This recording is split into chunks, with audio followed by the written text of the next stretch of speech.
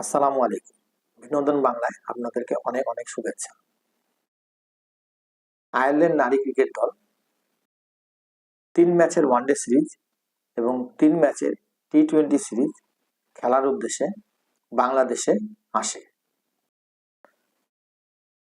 বাংলাদেশ নারী ক্রিকেটাররা আয়ারল্যান্ড নারী ক্রিকেট দলকে 3-0 ওয়ানডে সিরিজে হোয়াইট ওয়াশ করলেও টি-20 সিরিজে দেখা গেল বিপরীত চিত্র।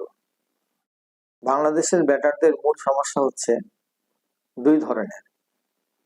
এক, তারা উইকেটে এসে সেট হতে কিছু সময় নেয়, যেটা টি-20 ক্রিকেটে সাথে যায় না। দুই, যারা উইকেটে এসে শট খেলতে শুরু করে তারা ভুলেই যায় যে সিঙ্গেলস বা ডাবলস বলে ক্রিকেটে কোনো রান আছে। ব্যাট চালাতে থাকলে চালাতেই থাকে, বলের মেরিট যাচাই করে। বলের মেরিট যাচাই করে যদি খেলে তাহলে অনেকটা সহজেই এই সমস্যা থেকে বেরিয়ে আসা সম্ভব। 2024 সালের বিদায়কালে বাংলাদেশ নারী ক্রিকেটাররা আয়ারল্যান্ডকে ওয়ানডে সিরিজে 3-0 হোয়াইট ওয়াশ করে। এক সপ্তাহ পরেই টি-20 সিরিজে 3-0 হোয়াইট ওয়াশ হয়ে বাংলাদেশের ক্রীড়া ভক্তদের চরমভাবে হতাশা ডুবিয়েছে। টি-20 ক্রিকেটের সংক্ষিপ্ত স্কোর কার্ড আপনাদেরকে জানিয়ে দিচ্ছি। বাংলাদেশের হয়ে যে দুইজন ব্যাটসম্যান সর্বোচ্চ রান করেছেন তারা হলেন শোভানা মুস্তারি, প্রথম ম্যাচে 46 রান, দ্বিতীয় ম্যাচে 5 রান এবং সিরিজের শেষ ম্যাচে 46 রান, সর্বমোট 97 রান করেন।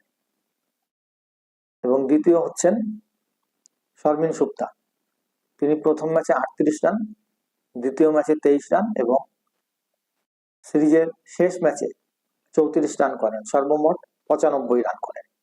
বাংলাদেশের হয়ে সর্বোচ্চ উইকেট শিকার করেন নাহিদা। প্রথম ম্যাচে 20 রানে 1 উইকেট নেন, দ্বিতীয় ম্যাচে 20 রানে 2 উইকেট নেন এবং সিরিজের শেষ ম্যাচ তৃতীয় এবং শেষ ম্যাচে 26 রানে 1 উইকেট নেন, সর্বমোট 66 রানে 4 উইকেট নেন। অপরদিকে আয়ারল্যান্ডের হয়ে সর্বোচ্চ রান করে আয়ারল্যান্ডের ক্যাপ্টেন গ্যাবি লুইস।